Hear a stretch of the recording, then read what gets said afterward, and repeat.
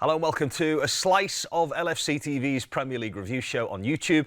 The full show is available in our members area, and that 2-0 away win at Burnley puts Liverpool top of the table at the halfway stage. Can't really ask for too much more than that, although it did get slightly nervy towards the end. I think at 1-0 they're always in the game, aren't they? So we wanted that second goal. We had to wait right till the end to get that second goal. Great to get the win, an away win, a clean sheet as well. And maybe I thought the score flattered Burnley a little bit, and it's good to follow up what was a good performance against Arsenal. Maybe didn't get what we deserved against Arsenal. Put a lot into that performance. Two top sides. Didn't get the victory in that one. Really good performance, but we certainly did against Burnley. Burnley actually came into the game on the back of a decent win themselves away at Fulham just before that.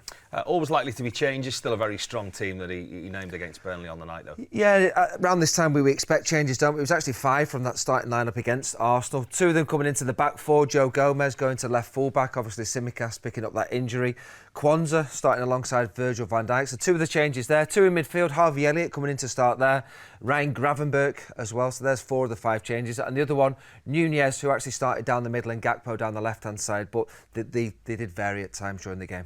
Let's take a look at the attacking stats then. Certainly from a first half perspective, only really one team in it. Yeah, well, I was actually surprised at that because, I mean, you're looking at shots, Liverpool dominating that one, 19 to Burnley's 9. Burnley didn't even have a shot on target. What surprised me with big chances, Burnley having 2 and we only had 2. I felt as though we had certainly more than Burnley, but that's equal. Hitting the woodwork once, which we'll show you, won't we, when Mo Salah rattled the crossbar. Touches in the opposition box, just over double from Liverpool to Burnley. Did come into things a little bit in the second half with some of their more of a threat that they showed us, I suppose, as Liverpool left the door open. At 1-0, you're always in the game. Despite Liverpool dominating the game, being the better side, Burnley always stayed in the game at 1-0. It was almost like a Sean Dyche sort of staying in the game, wasn't it? But a very different identity, Burnley these days, of course.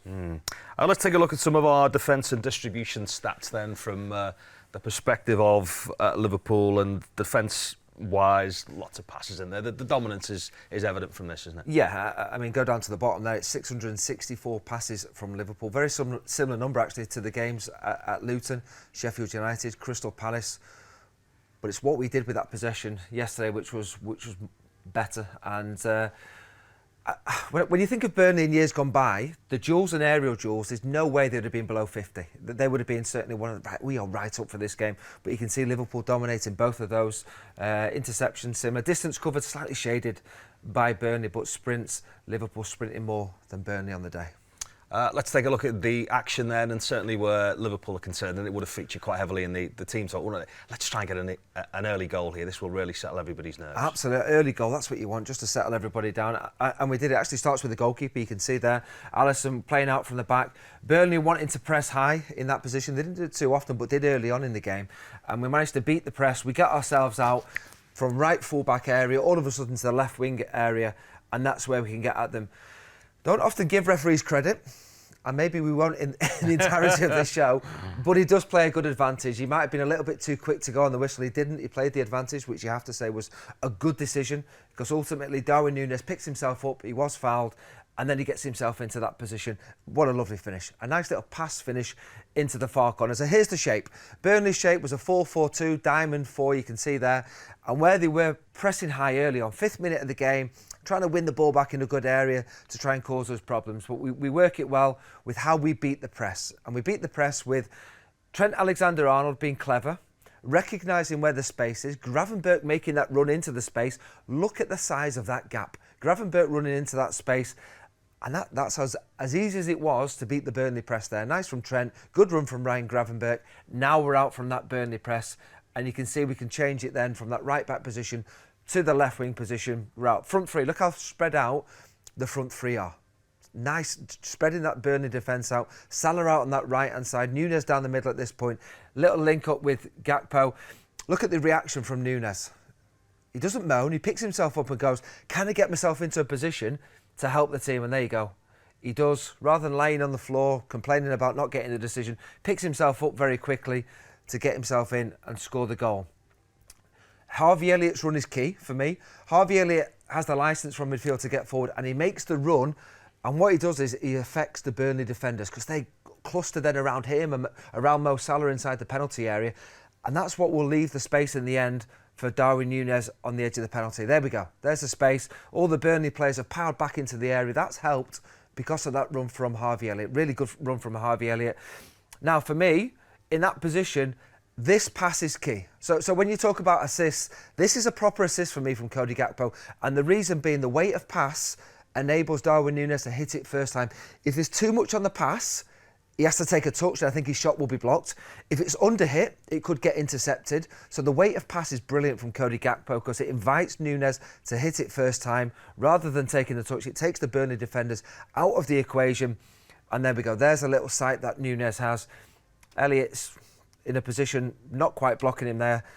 It just finds the gap in towards that far corner. Goalkeeper's got absolutely no chance.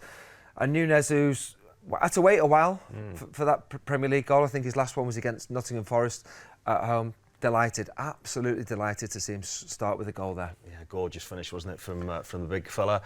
We were desperate to get Diogo Jota back. It was a bit of a surprise to see him in the squad. No surprise to see him get one chance and score a goal, though. Brilliant. Massive boost to see him back out there. He came on for the last 5 minutes plus added on time. And as we know, he scored so many important goals for Liverpool. And this was another one.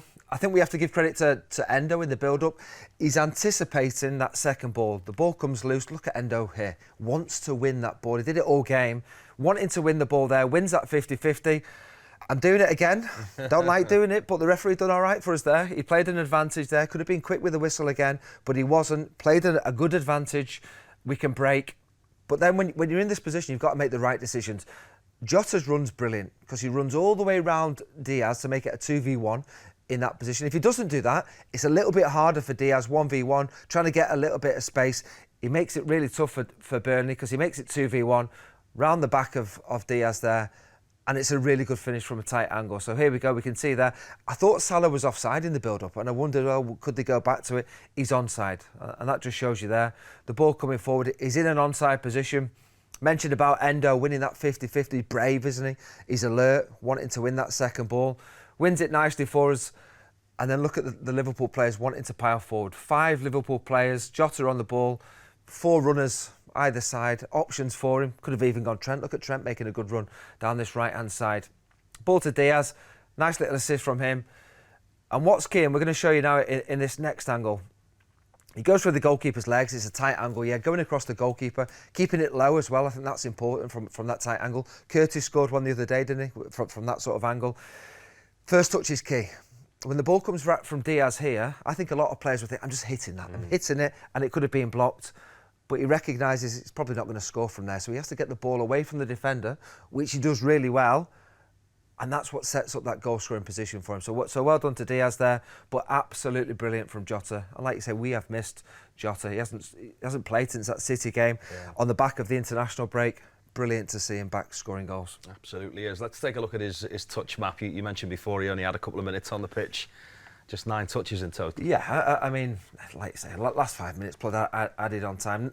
Not a lot of touches, but ultimately the key touches were his involvement for the goal and that finish to make it 2-0 for Liverpool and game over for Burnley then. He's been sat on this record for a while, but that's his 50th for Liverpool. Yeah, nice. Do you know what? I remember Jota's first goal. If you remember it was the COVID season. We're just signing from Wolves. It was at Anfield against Arsenal. There was no one to enjoy that moment. Whereas now, obviously, the fans are back in the stadiums. He's got to 50. He's scored a lot of important goals, and it's nice he can enjoy those goals with the fans now. But when he first arrived, it was the COVID season, and he scored a lot of goals, and there was no fans to enjoy those for him. So, yeah, he's reached the milestone. And what's it, 10 headers? Yeah. You know, 10 out of the 50 have been headers. Not the biggest attacking player, but still a threat with headers. Endo, he was great again, and somebody the manager picked out after the game. Yeah, and he's the one who's been playing all these games, you know, a number of games in quick succession. 5 Premier League starts in a row from Endo. He's having a good run in the side at the moment. So some of his moments, nice little bit of shield there. Again, there is protecting nicely, isn't he, as the ball goes up towards the attacking players. The link, passing between the lines, that's really good play from Endo there. Putting them under pressure, Burnley wanting to break forward, not allowed to there, really good from Endo. Here again, reading the game very well, making it look easy, but it's tidy play, good play from Endo there. Nearly gets himself an assist. I mean, look at that for a leap, great leap to set up that chance for Trent there. So yeah, the manager's really pleased with him and the fans are as well. Good run in the team from Endo. Yeah, that 5th start you talk about in 13 days, which There's not been an outfielder that's done that since 2006. There's a reason for that. It's very difficult to play back-to-back games in that position. Yeah, and some people have likened him to Milner because he is the person who covers the most ground. It was 11.7 for this game, by far the most of the whole team. Again, similar sort of numbers against Arsenal, but you can see the ground he's covering. He's all over the place. He's defensively, he's in the opposition half as well. He's right, he's left, he's central, absolutely all over the place. So yeah, he's fit and getting about and giving Liverpool a good balance, a defensive midfield position. There's a slight worry is that he reaches this level of performance at a time where post Newcastle they could lose him for a month in the Asian Games. Yeah, that is a worry, isn't it? You want to see players do well, but you're thinking, want them back as soon as possible. So the back involves him, Mo Salah as well, thinking, yeah, I want them to do well for the country, but not at the expense of missing games for Liverpool. Thanks, Neil. That is all for now. For the full 30 minutes, please find us on LFC TV Go or the YouTube members area. Bye-bye.